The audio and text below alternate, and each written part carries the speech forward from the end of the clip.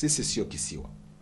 Kwa namna hii tuna mikakati mbalimbali ya kufanya mahusiano na mashirikiano na wenzetu ndani ya bara la Afrika, lakini zaidi nje ya bara la Afrika.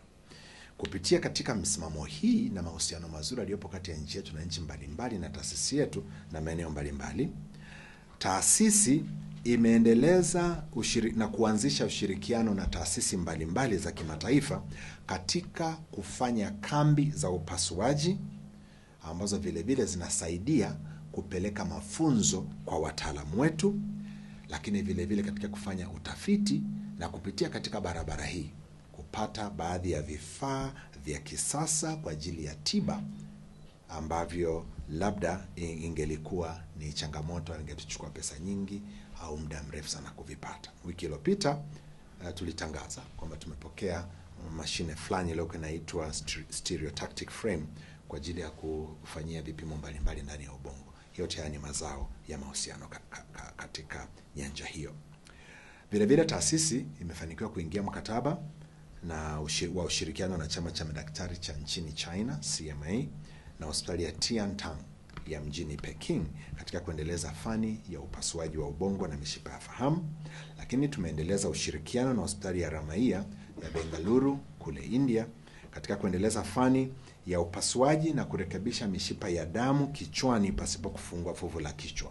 Hii inaitwa interventional radiology.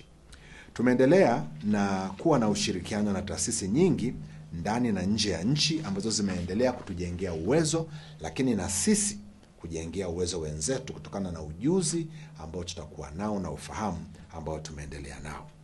Kwa hiyo basi, kwa sababu hii imebidi tuweke sasa mikakati ya kuweka mahusiano kwa maandishi yanayoweza kutubind kisheria.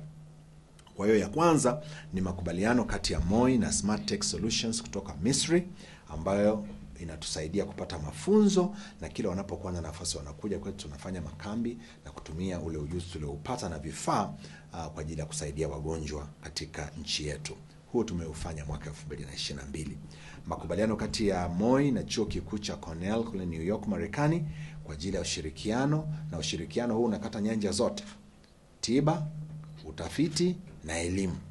Yameingiwa makubaliano haya mwaka 2023. Na mwaka huo 2023 taasisi iliingia makubaliano na chuo kikuu cha Kairuki ili iwe sehemu ya kufundisha wanafunzi wao wanaokwenda pale kwa ajili ya kujifunza kozi mbalimbali. Mwaka 2024 tuliingia makubaliano ya mashirikiano na AO Alliance Foundation kutoka Switzerland kwa ajili ya tafiti na msaada wa vifaa vya kufundishia matibabu ya mifupa na majeraha yanayotokana na ajali. Alafu mwaka 2024 tukaingia makubaliano na taasisi ya usafirishaji ile National Institute of Transport, ambapo tumeingia makubaliano kwa ajili ya kufanya utafiti. Tumeingia makubaliano mwaka 2025 na hospitali ya Benjamin Mkapa kwa ajili ya kukuza mahusiano ya kitaaluma, lakini kuongezea uwekezaji katika swala la tiba, mafunzo na elimu. Sasa baadhi ya taasisi zingine ambazo tumekuwa na mahusiano nayo ni pamoja na hospitali ya rufaa ya mkoa ya Tosamaganga kule Iringa, ambayo nayo tumeingia makubaliano kama ya Benjamin Mkapa katika mwaka huu wa bwana wetu 2025.